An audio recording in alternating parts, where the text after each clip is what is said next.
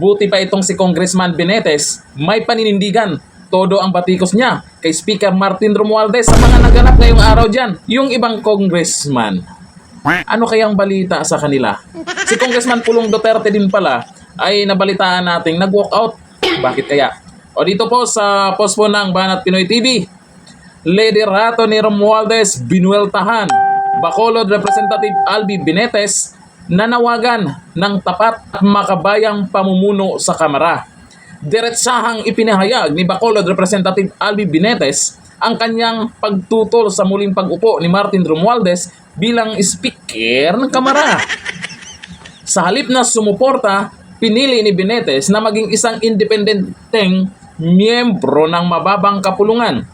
Giit ng kongresista, panahon na para sa isang lideratong tunay na kaalyado ni Pangulong Bongbong Marcos, isang pamumunong nakatuon sa pagkakaisa at hindi sa pansariling kapakanan. Nako, masakit yan. Tagos sa buto yan. Tamba. Tinuligsa rin niya ang ilang issue sa Kamara gaya ng questionableng alokasyon ng pondo. Sana all. Grabe, lagi na lang ganun ng issue. Pamumulitika sa pamamahagi ng ayuda at pagkiling sa interes ng ilan. Binigyan din ni Benetes na buo ang kanyang suporta sa mga reformang magpapatatag ng integridad ng institusyon, magbabalik ng tiwala ng publiko at magdadala ng makabuluhang pagbabago sa buhay ng mamayang Pilipino. Meron ba silang ganyan? Ganyan ba mag-isip ang ating House Speaker? Sus talaga, House Speaker. At ito po, nakuha na ng kamera na nag-walkout si Congressman Pulong Duterte. O ayan po, sa oras po yan ng nagganap na pagboto. Ay, yung mga botohang nangyayari kung sino yung gawing speaker. Oo, may botohan pang nangyayari. Walang katapat. Yun nga yun. Walang naging katapat. Si Martin Romualdez. Well, siyempre, sure win. Yung mga ganong botohan na nanalo ka, wala ka namang naging katapat. Sa tingin mo, loyal talaga yung bumoto sa'yo? Or no choice sila? Kailangan na lang nilang bumoto kasi no choice. Walang ibang pagpipilian. Kasi pag hindi bumoto, hindi natin alam kung anong mangyayari sa kanila o ano yung panggigipit. Or siyempre, questionin, bakit hindi ka bumoto? Dapat may dahilan ka. Di ba? Kung bakit hindi ka bumoto, kagaya po dito kay Congressman Benetes. Ito namang si Speaker Martin Romualdez, siya pa rin sa 20th Congress. Siya pa rin Speaker. Ay proud daw siya. Oo, proud. Sana all. Proud sa naabot na tagumpay ni PBBM sa kanyang administrasyon. Anong klaseng tagumpay yan? Kasama ba yung pagpapadala kay Tatay Digong sa ICC?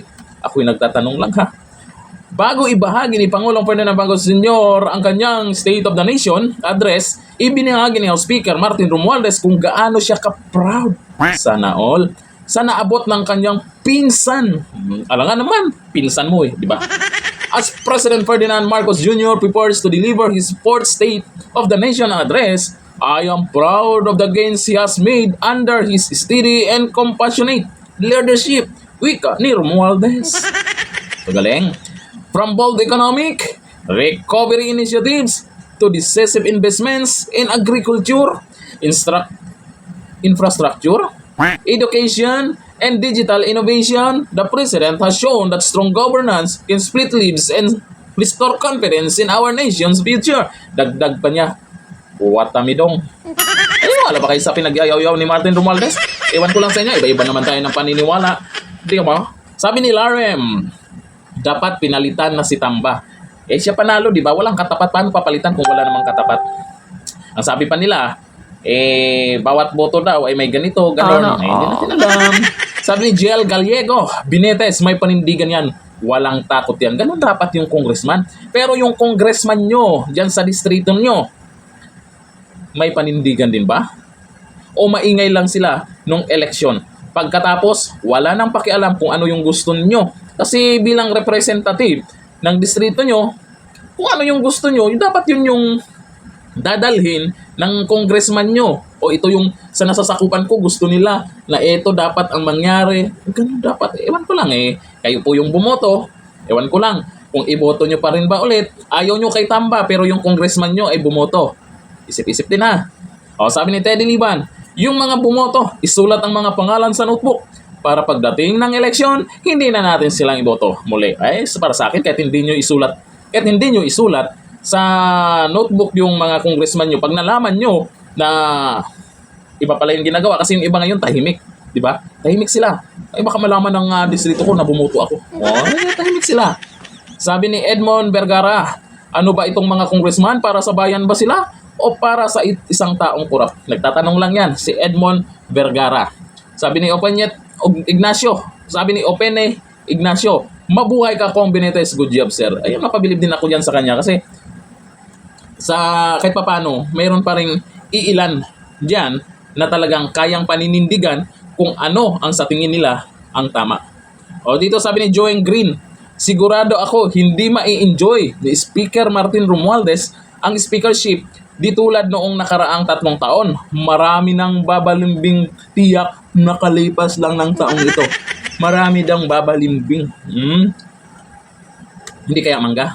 Yung mangga, yung isang senador na mangga. Di ba? Eh ngayon, mayroong magkasama naman yan. Oh, magkasama yan. Babalimbing, mangga.